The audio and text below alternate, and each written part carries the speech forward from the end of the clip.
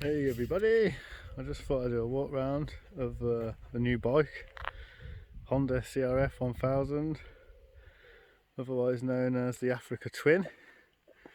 Not a review or anything, just a bit of a walk around. 2016, and this bike was 4 years old when I acquired it, and the price was £6,850. So to give you an indication of what a 4-year-old Africa Twin cost. So obviously it's in the white, the blue and the red. Is it HRC colours, or I've seen it called multicolour, I think. So it's a pretty good bike, nice condition. Bought it with 10,000 miles on the clock. It's a bit different to what I had before. I had a Honda Suzuki SV650. An early one, a carbureted model, so this is completely different.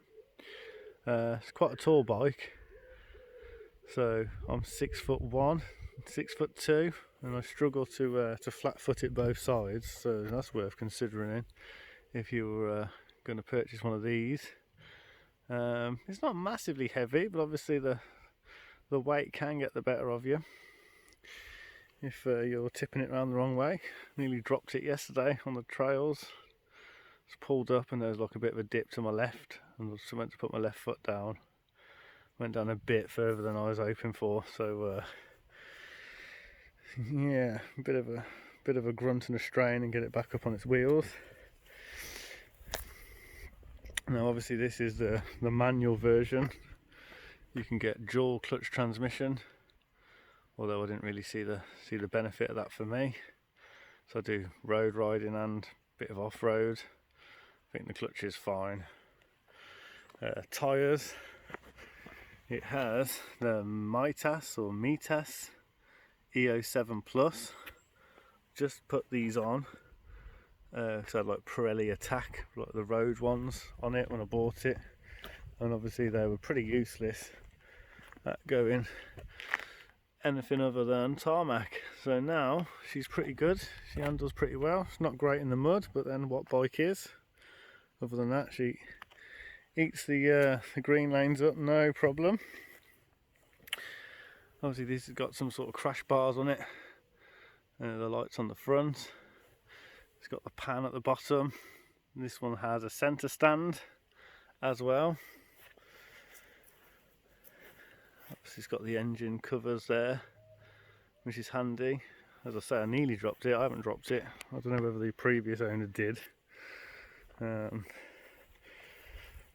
if you're looking at a bike, I suppose this might be an indication as to whether it's been dropped before. See this sort of thing here, so maybe look out for that if you're in the market for an Africa Twin, because that could be a point of contact that they all have if they've gone over.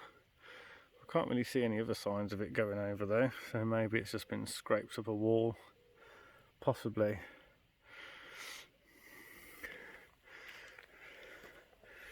Controls, obviously that gets you through your trip, things like that. Full beam and dipped beam, and press it to flash. The reason why you do that and don't have the lever in the usual place is because this lever here on the back, that is for your traction control. You have 3 settings of traction control, 3 being the most sort of aggressive traction control, 1 being fairly minimal. So you need setting number 1 if you're going to do clutch wheelies, stuff like that. Now someone's fitted the lights on this one. This is the dash when you turn it on.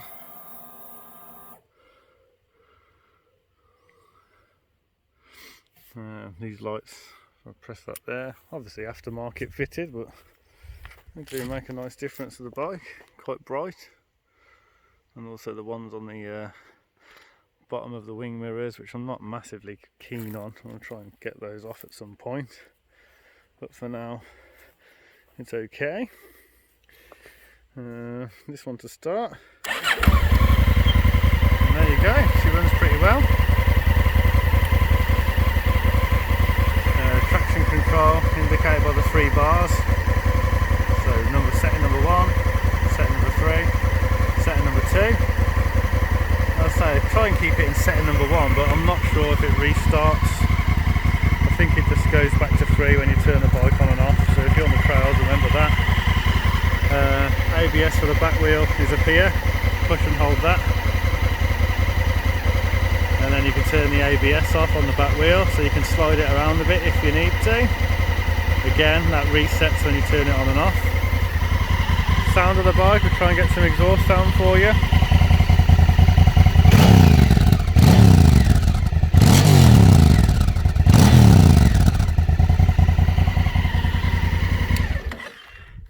Actually a very nice sounding bike for a standard exhaust, to be honest.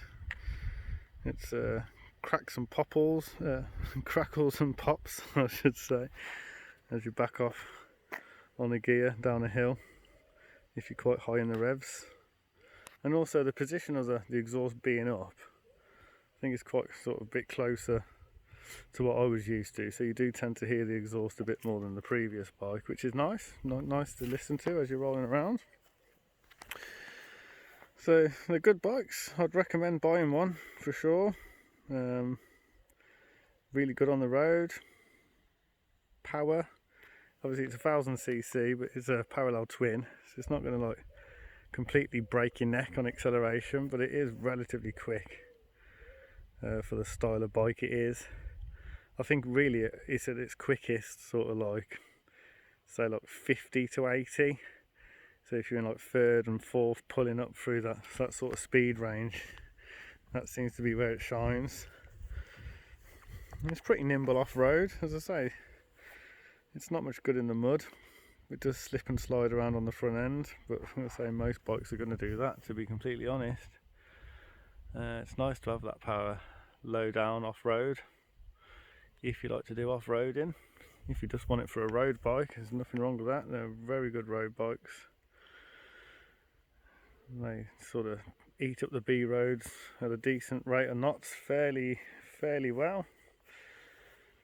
You can change direction pretty nicely, sort of floats around, and you know all the things you want from a nice sort of cruisy bike. Obviously it's no race bike.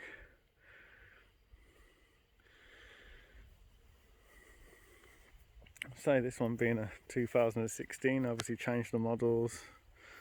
Like a 2020 for instance, there's about 6 different models to purchase, I think. So back when this was made, I don't think you had that choice.